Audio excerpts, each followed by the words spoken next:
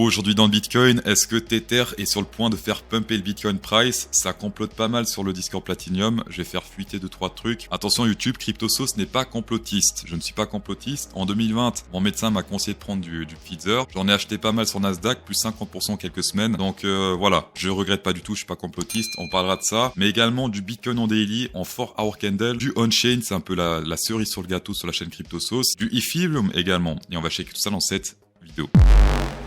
On va commencer directement par le Bitcoin en jourly. La target de ce range parallèle, de ce power range a été atteinte. Pour la target, on prend la hauteur de ce range. Quand ça breakout, on place cette hauteur sur le breakout. Et ensuite, la target, c'était ici plus ou moins autour des 38 700 $. Et c'est pile poil le prix qui a été atteint avant de faire un mini rebond daily pour l'instant. Au target également qu'on a vu mercredi, c'était ce breakout de ce range à la baisse. Quand on pète un range à la baisse, target suivante, c'est le support suivant. Ça se passe plus ou moins ici autour des 38 272 $. On l'a frôlé d'un poil de ce que vous voulez près, mais c'est clairement moins précis que la target simplement avec la ligne droite. Est-ce que vous voyez ce trait rouge sur le Pinterest? Parce qu'il y a pas mal de nouveaux membres qui sont venus sur la chaîne. Souvent quand il y a plein de monde qui arrive, je dis pas que c'est bearish, mais souvent c'est le cas. Donc si on se place ici en weekly, en semaine souvent durant cette tendance haussière, fallait vendre quand on testait le top ici sur le rouge, enfin cette ligne rouge, ici également, là également. Et depuis quelques semaines, on a retesté le top de cette ligne rouge. Et ici, ce qu'on a fait, c'est qu'on a testé avec une tige le top de cette résistance. Oui, résistance sur le Pinterest, c'est bizarre, mais ça fonctionne. J'ai pas fait un short parce que simplement, on a fait une grosse tige jusqu'aux 49 000 $. C'est pour ça que je me suis protégé avec le put. Le put, c'est simplement la durée qui compte. Le short, c'est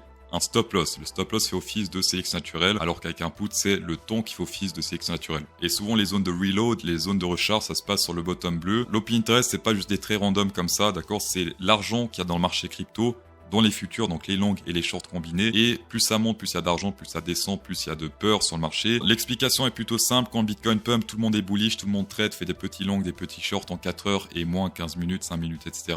Et quand le Bitcoin se pète la gueule, eh bien les spots s'en perdent. Les gens perdent de l'argent et ils ont peur de trader. Et quand ils ont peur de trader, ils ferment leur position et ils tradent plus. Donc ça, c'est les zones qui sont basses ici. Méfiez-vous quand c'est en haut.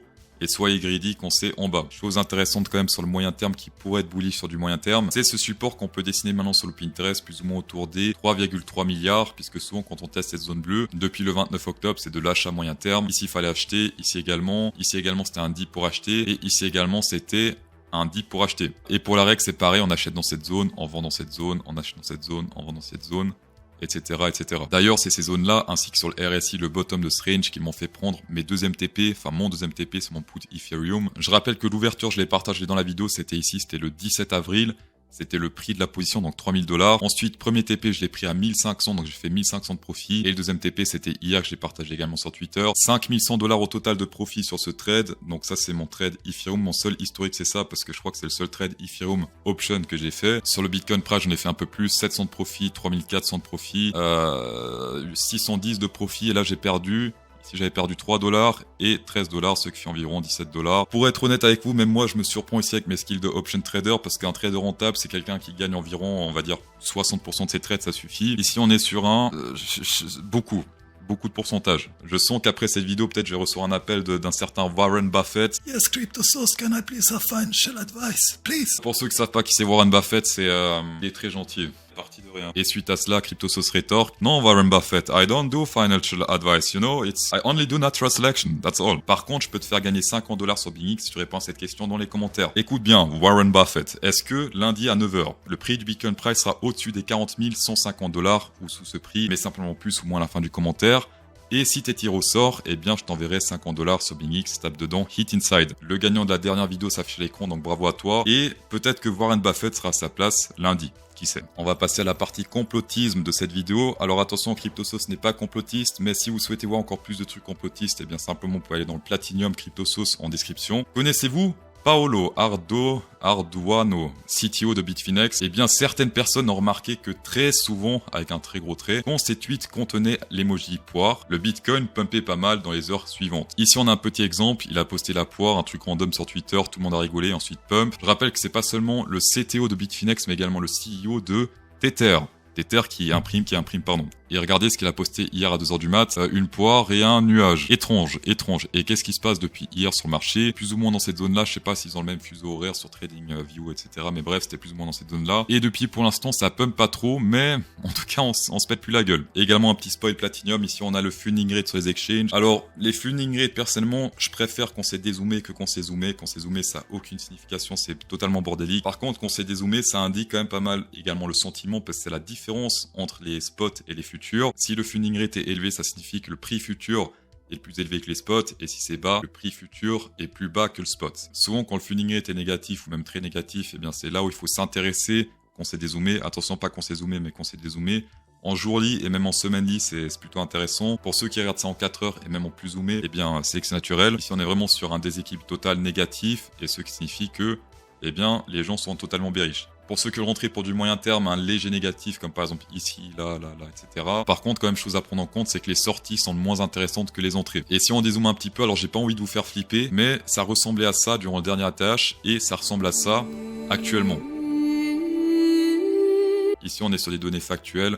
On n'est pas sur du oui, je pense que si, je pense que ça. Également, chose ultra intéressante ici, c'est le mur acheteur qui fait que grandir. Je rappelle que ma théorie, c'est que les murs attirent en général le prix, mais quand les murs sont tellement gigantesques que même les exchanges, ils galèrent à les prendre tous, souvent ça fait office de rejet. Ici, par exemple, on avait des murs assez importants, mais on était sur du 50, 100, 200 bitcoins grand max. Et ici, ça change un peu, j'ai l'impression, on est sur du 200, 600 ici, 70, 60, 100, 400... Voilà, des trucs assez importants. 80, 100, etc. 600 une fois de plus. Donc c'est assez important ce qu'on a là comparé aux ordres qu'on a bouffé avant ici. 200, etc. 350 grand max. Ici, on a plusieurs fois du 600. Est-ce que vous voyez la différence? Et également, chose que j'ai partagée hier sur Twitter, c'est pile poil quand le gars de la poire a fait son tweet. Eh bien, les murs ici, vendeurs, ont disparu.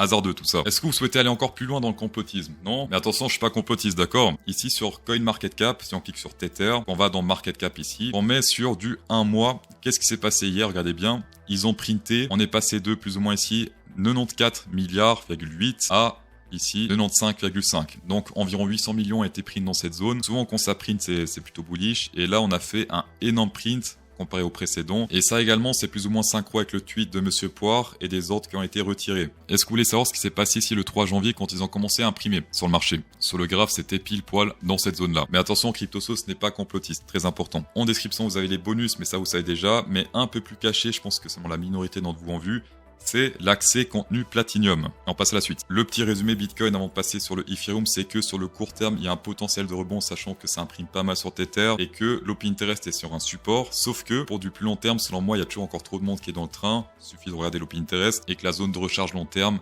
n'a pas encore été atteinte. Bravo également à ceux qui ont copié mon put sur le Ethereum. On a fait un super trade moyen terme. On est rentré dans cette zone rouge 2 février, donc on a encore quelques jours pour ceux qui sont pas encore sortis. Pétage de gueule, et en plus c'est de la contre-tendance, et contre-tendance c'est plus récompensé par l'open trading que simplement suivre la tendance. Chose importante également sur le RSI, c'est qu'on confirme le fake out d'ici 13 heures. Dans 13 heures, si on clôture comme ça, eh bien fake out sur le RSI, et ce qui signifie que ce niveau se transforme en résistance pour être toujours plus bas, et ça également c'est pas très bon. Donc pour tous ceux qui sont toujours dans le Ethereum train, la tendance est toujours haussière. Mais attention, je pense qu'on est actuellement sur la croisée des chemins, c'est ça? Enfin bref, la croisée des quelque chose. La croisée des EMA, peut-être. Très rapido, sans je vous lis également, on a pété les MA 50 à la baisse, ce qui n'est pas très bon, comme sur le Bitcoin.